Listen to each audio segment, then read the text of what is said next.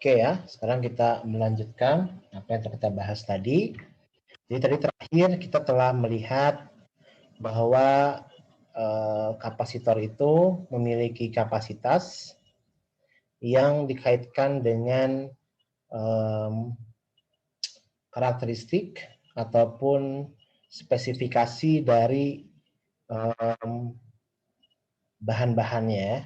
Jadi kita bicara tentang kapasitor lapis sejajar, berarti karakteristik yang muncul atau spesifikasi yang muncul adalah ukuran luas dari platnya, itu A disimbolkan, kemudian jarak antara platnya D, dan kalau nanti diisi dielektrik maka ada satu spesifikasi yaitu konstanta dielektrik. Kita lihat pada gambar ini, di bagian kiri itu adalah kapasitor jika tanpa dielektrik, berarti di bagian tengah antar kepingnya itu vakum biasanya atau udara, maka nilai kapasitansinya atau kapasitasnya sama dengan epsilon 0 A per D ya. Dan epsilon 0 adalah permitivitas listrik di vakum. Sementara di sebelah kanan, jika bahan dielektrik disisipkan di ruang antara kedua plat seperti pada gambar, maka kapasitasnya itu akan berubah, akan bertambah dengan ada faktor pengalih yaitu konstanta dielektrik kappa atau K di sini ya. Sehingga nantinya adalah kapasitansinya setelah diisi dielektrik menjadi kappa kali epsilon 0 A dibuat D atau kappa dikalikan dengan kapasitasnya saat tanpa dielektrik.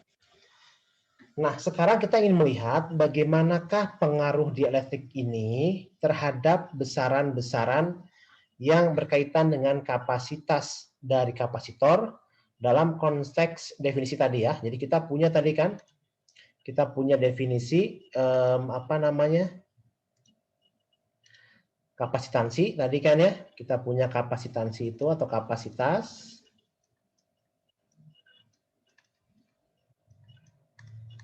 yaitu C sama dengan Q per V. Nah, kita ingin melihat bagaimana pengaruh dielektrik ini terhadap besaran Q, muatan, dan besaran beda potensial V. Oke, kita lihat berikutnya, saya coba gambar.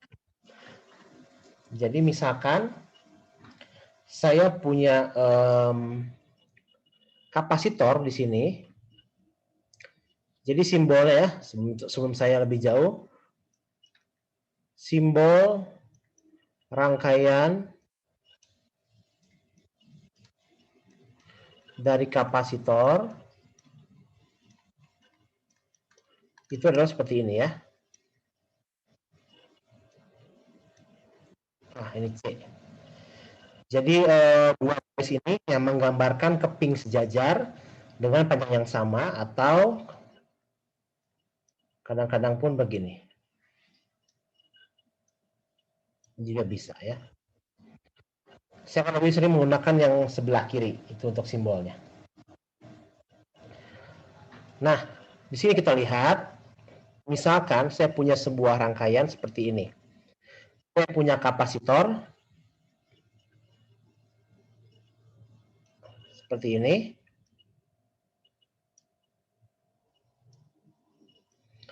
Kemudian saya hubungkan dengan sebuah baterai.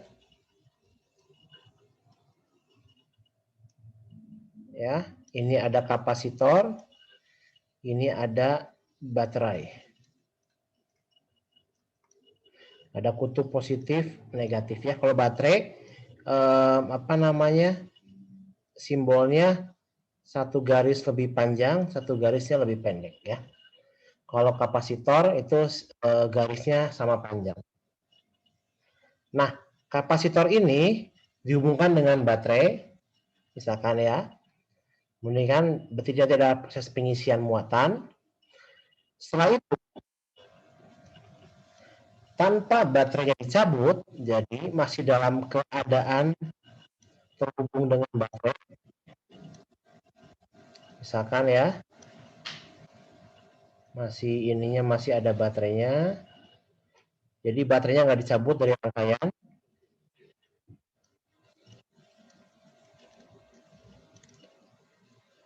Nah, kemudian di sini sebuah bahan dieelektrik saya sisipkan di antara kapasitor ini. Bahan dieelektrik. Kira-kira bagaimana pengaruhnya terhadap nilai muatan dan nilai beda potensialnya ya. Jadi misalkan, jadi poinnya di sini adalah baterai dilepas atau dielektrik ya, disisipkan pada kapasitor ketika masih terhubung baterai. Jadi poinnya baterainya nggak dilepas. Nah, apa yang terjadi di sini? Misalkan ketika awal ini nilai-nilainya adalah, di sini saya ukur ya, potensialnya adalah V0 misalkan, ini kan berarti C0 ya, tanpa apa, C0 jadi C. Kemudian di sini muatannya adalah Q0. Kemudian setelah diisi apa namanya dielektrik, maka jadi C nilainya, kemudian potensialnya V dan muatannya Q. Nah, di sini kalau dia masih terhubung dengan baterai, maka poinnya adalah baterai itu sifatnya menjaga agar beda potensialnya tidak berubah. Berarti selama kapasitor ini masih terhubung dengan baterai, mau diapakan kapasitornya, mau diisi dielektrik, mau di dua tiga dielektrik, seterusnya mau diutak-atik kapasitornya, selama dia masih terhubung baterai maka V-nya itu tetap. Jadi V sama dengan V0. Sedangkan kalau V-nya tetap, di sini kan karena dikasih dielektrik, berarti kan nanti di sini saya punya nilai bahwa C sama dengan kappa kali C0 ya. Artinya C-nya naik, V-nya tetap, ya dari sini ya. Kalau C-nya naik, V-nya tetap, maka muatannya pasti naik. Maka nanti Q-nya sama lebih besar daripada Q0. Oke, itu poin pertama ya. Kalau kasusnya adalah kita menambahkan dielektrik ketika si kapasitor masih terhubung dengan baterai. Kasus pertama. Sekarang kasus kedua. Kasus kedua,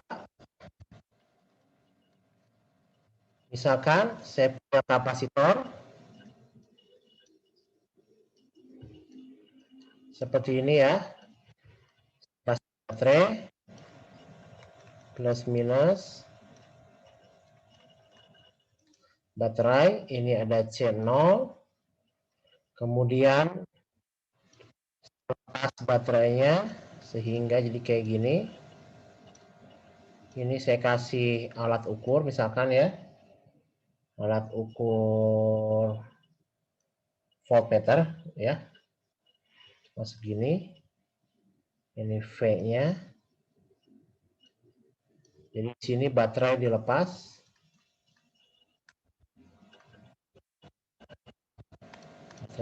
ya, dilihat V pada kapasitor.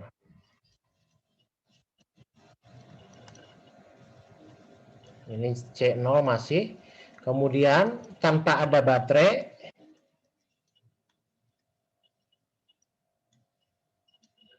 ya, saya ukur lagi berapa V-nya. Kalau di tengah-tengahnya saya beri bahan dielektrik.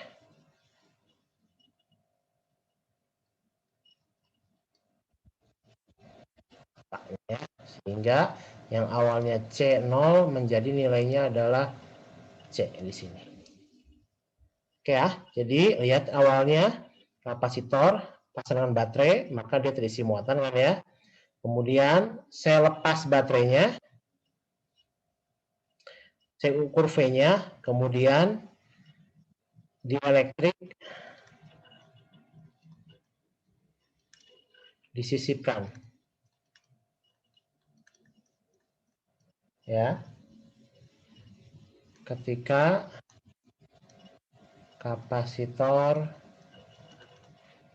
sudah tidak terhubung baterai. Oke, maka nanti kalau saya ukur V-nya bagaimana kita lihat ya. Oke, poinnya adalah kita lihat di sini, poin baterai udah dilepas, itu poin pertama. Kemudian sudah nggak ada baterai, jadi disisipkan ketika kapasitor sudah tidak terhubung oleh baterai. Nah, kalau kapasitornya sudah tidak terhubung dengan baterai, maka poin di sini adalah tanpa ada baterai, maka kapasitor itu akan mempertahankan nilai muatannya. Ya, jadi nanti Q-nya sama dengan Q awal. Kalau di sini Q-nya 10 mikrokulom, maka kalau udah saya lepas baterai, mau diapain juga si kapasitornya, Q-nya tetap segitu, akan berubah. Maka kalau Q-nya berubah, C-nya naik, maka potensialnya pasti turun. Di sini nanti kalau ini awalnya full tank ya, ke sini lah kira-kira. Itu poinnya ya, jadi tolong dipahami dengan baik. Saya bisa bikin soal nanti ya, misalkan sebuah kapasitor dipasang dengan baterai hingga terisi penuh muatan sekian mikrokulom. Kemudian misalkan tanpa dilepas baterainya, sebuah dieletrik dimasukkan. Berapakah potensialnya sekarang, berapa sekarang, itu Anda harus bisa. Ya, jadi ini adalah apa pengaruh dari pengisian dieletrik ketika kapasitornya masih terhubung dengan baterai dan sudah tidak terhubung dengan baterai. Seperti itu ya. Nah, berikutnya adalah dalam perangkat elektronik sehari-hari yang namanya kapasitor itu dalam rangkaian pasti tidak hanya ada satu, tapi lebih dari satu. Maka biasanya karena kita membutuhkan lebih dari satu kapasitor pada rangkaian, kita memerlukan konfigurasi pemasangan yang sesuai dengan kebutuhan. Jadi di sini kita akan bahas mengenai susunan kapasitor ya.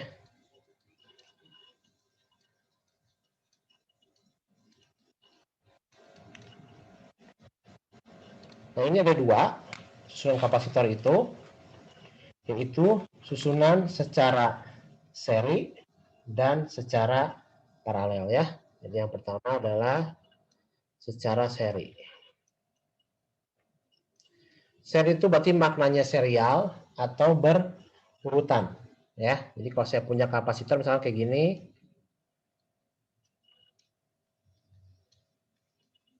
nah ya, ini ada C1 misalkan, ini C2, ini C3. Kemudian totalnya segini ya. Seperti itu ya. Nah, kalau serial artinya adalah kalau ada muatan yang ingin mengisi kapasitor ini, maka muatan totalnya itu akan sama dengan muatan di setiap kapasitor. Ya, jadi di sini sifatnya adalah muatan di kapasitor 1 itu sama dengan muatan di kapasitor 2 sama dengan muatan di kapasitor 3. Sama dengan apa? Sama dengan muatan totalnya. Sedangkan kalau di sini saya ukur, sini ada V1, sini ada V2, sini ada V3, ini ke ujung sama dengan V total, maka nilai potensialnya adalah V1 jika tambahkan dengan V2 tambah V3 sama dengan menjadi V total di sini ya. Nah, sekarang kapasitor ini bisa saya sederhanakan menjadi satu kapasitor. Ya, ada 3 ini saya ingin sederhanakan menjadi sebuah kapasitor saja yang mewakili ketiganya. Tersebut sebagai C ekuivalen. Atau boleh juga C total. Ya, saya tulis saja C ekuivalen ya. Nah, berapa nilai C ekuivalen ini jika kapasitor sebelumnya itu tersusun secara serial? Kita gunakan konsep ini. Dua sifat ini kita gunakan ya. Kita ingat ya, punya sifat bahwa C itu sama dengan Q per V, maka saya punya hubungan Q sama dengan CV dan V sama dengan Q per C. Oke, dari sini saya masukkan dari V1 ini ya. Jadi saya ambil sebuah nilai ya. Jadi dari sini saya ambil 1 tambah V ketiga. Nanti V1 adalah dari sini ya. Kita ambil berarti Q1 per C1 tambah Q2 per C2 tambah Q3 per C3 sama dengan Q total per C total atau C ekuivalen. Kita lihat di sini kan. Dari yang pertama, saya lihat dia ada sifat bahwa Q-nya selalu sama. Sehingga ini Q1, Q2, Q3, Q total sama. Saya ubah aja jadinya ya. Menjadi, karena dia sama, berarti saya bisa tuliskan seperti ini. Jadi Q per C1 tambah Q per C2 tambah Q per C3 sama dengan Q per C ekuivalen. Karena semua ruas, semua suku ada Q-nya, maka semua suku saya bagi dengan Q ya. Saya coret Q-nya. Jadi 1, 1, 1, 1. Sehingga saya peroleh bentuk perhitungan untuk kapasitansi ekuivalen dari rangkaian seri seperti berikut. Ya. 1 per C1 tambah 1 per C2 tambah 1 per C3 sama dengan 1 per C ekuivalen. Sehingga di sini C ekuivalen untuk rangkaian seri bisa dihitung dengan cara 1 per C ekuivalen sama dengan 1 per C1 tambah 1 per C2 tambah seterusnya sampai 1 per C entah keberapa. Itu adalah menghitung kapasitas pengganti atau ekuivalen dari rangkaian kapasitor yang seri ya. Ada kotak di sini. Sedangkan kita udah tahu ini yang seri, yang kedua adalah kita ingin lihat bagaimana kalau paralel. Ya. Yang kedua itu paralel. Kalau paralel di sini kita bisa lihat seperti ini misalkan ya. 1, 2, 3. Jadi paralel itu adalah masing-masing terpisah jalannya, tapi untuk kembali lagi ke satu jalan yang sama. Ya, ini paralel, misalkan ini C1, C2, C3. Oke. Total ini saya kasih tadi lagi ya. Segini. Ini adalah V totalnya. Nah, kalau paralel sifatnya adalah nilai potensial di ujung-ujungnya itu selalu sama. Berarti V1 sama dengan V2 sama dengan V3 sama dengan V total. Sedangkan Q-nya dari sini kebagi 3, maka itu penjumlahan. Q1 tambah Q2 tambah Q3 sama dengan Q total. Gitu ya. Jadi tadi kita cari bagaimana cara menghitung C ekivalennya ya. Kalau saya ingin kapasitor yang disusun paralel ini, saya pengen menjadi sebuah kapasitor. C ekivalen secara paralel. Ya. Dari sini seperti tadi kita gunakan sifatnya yang ini. Q adalah C dikali V ya. Berarti ini C1 kali V1 tambah C2V2 tambah C3V3 sama dengan C ekivalen V total.